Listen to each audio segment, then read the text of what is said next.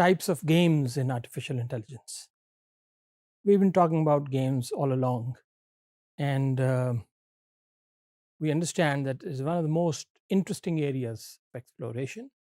They have helped development of games has helped AI understand the way the human mind thinks, the way it reasons, the way it calculates its own moves, and the effect of others' moves as well, effects of others' moves. And not just one person, but multiple persons as well. And that's what's happening 24/7. Very common example, I've said this many times before. You traffic driving your car home, and you have several people in there, several stakeholders, everyone trying to, uh, create a space for themselves. And that's what it is. In AI, we say that we have the perfect information games. Information which is perfect, meaning a game in which the agents investigate the complete board. There is no kind of limitation on what you can think, what you cannot. Everything is open to everyone. Okay. Agents have all information about the game.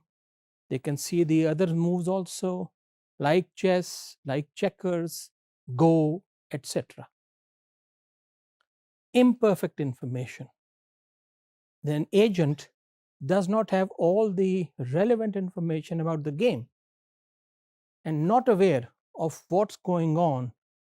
These kind of games with imperfect information are called imperfect games, for instance, such as tic-tac-toe, as I said. Okay, if an agent occupies a space, that's gone now. It can't go back. Battleship, blind, bridge.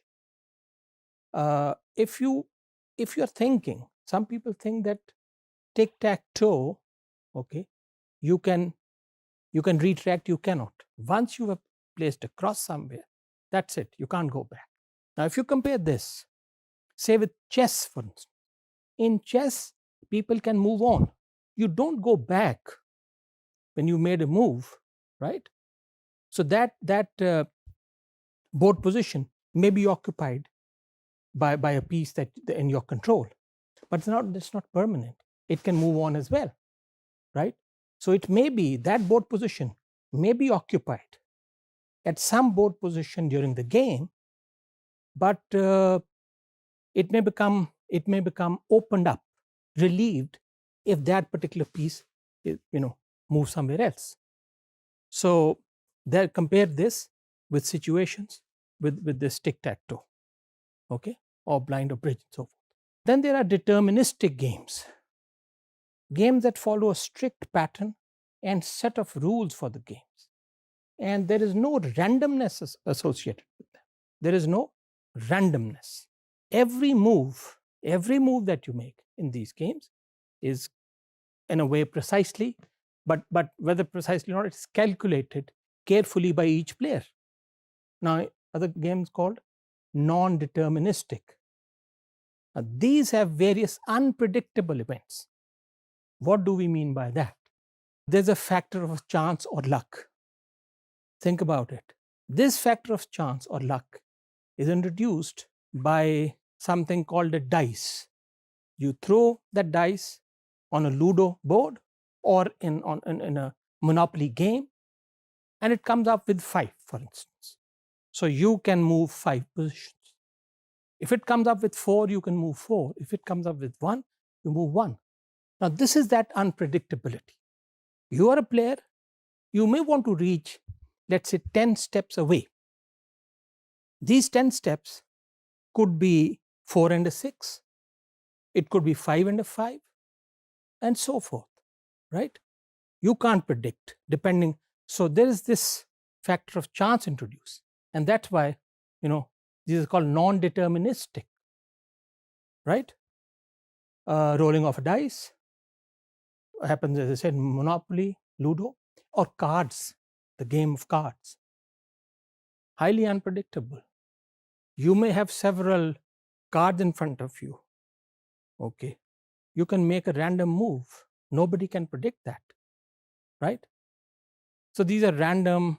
Each action and response is not fixed, sometimes also called stochastic, statistically controlled game. Now come to something called a min-max procedure or think ahead strategy. In adversarial searches, one player tries to counter the other's move, as we've already said, by deciding what will be the impact of its move on the other's overall game strategy. So you prevent the other from making that particular move which you foresee might be difficult for you.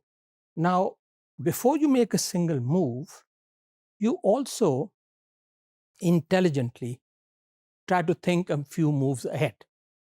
Remember, I said somewhere that somebody thinks he's got a very good strategy, grandmaster, that they can actually defeat everyone, for instance, say in 25 moves. So, what are you thinking here? You are thinking ahead, not just one move, but 3 or 4 or 5 moves ahead. And that's the human limitation as well. This is where, in fact, the computers themselves, they step in. If they can overshadow, look far ahead, say as a human being, I can say look 6 steps ahead. If the computer can look 20 steps ahead, its choice will be much better than mine. And that's what AI computing is all about.